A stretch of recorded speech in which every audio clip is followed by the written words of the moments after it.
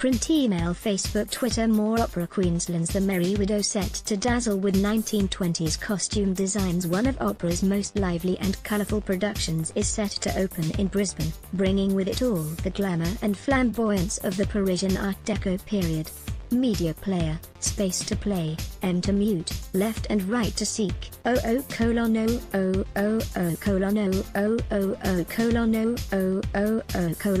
Graham Murphy's exuberant production of The Merry Widow stars tenor David Hobson as the dashing Danilo and soprano Natalie Christie Peluso as the enchanting Hannah. Set in 1920s Paris, it follows the romantic twists and turns of a beautiful farm girl turned wealthy widow whose cash-strapped community want her to remarry a local suitor. Unlike most operas, The Merry Widow features plenty of rollicking dancing along with jovial singing and has been described in reviews as a shimmery all-singing, all-dancing Broadway show.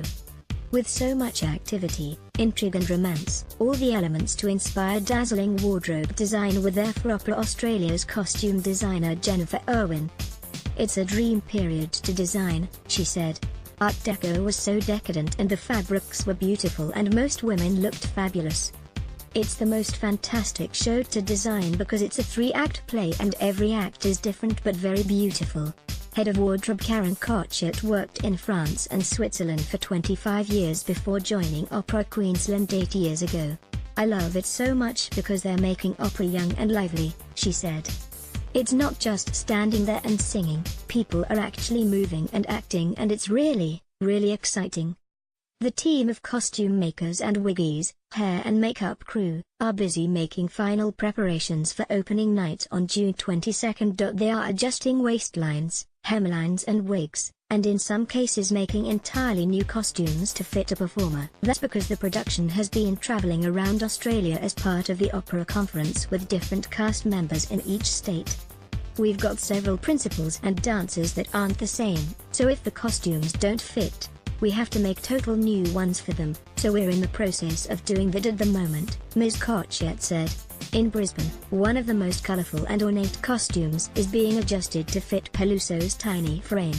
"Because this is so heavily embroidered and beaded, we've had to unpick all the layers then replace them," Ms. Cochet said of the gown.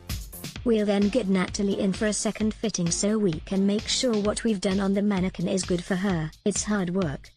Hannah's costumes are the most complicated and detailed, with some costing upwards of $2,000 each. With so much dancing, consideration is made for footwear, long trains and seams.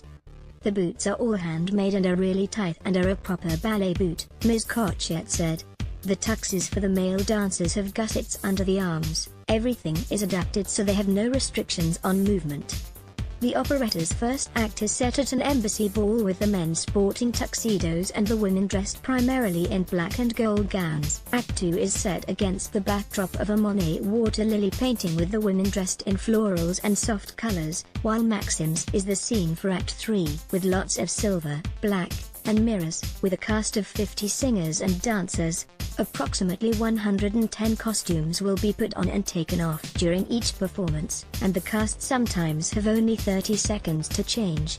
It's a similarly tight schedule for makeup coordinator Jodie Taylor, who said she was lucky to get 20 minutes per person. Some of the women in the cast are makeup artists themselves and do their own, as does the chorus, so she only needs to do the principal performers.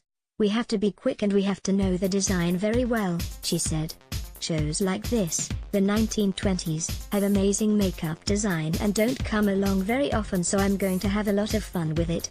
The operetta, written by Austro-Hungarian composer Franz Lehár, was first performed in Vienna in 1905. Since then it has been performed thousands of times on stages across the world by some of the biggest and smallest opera companies.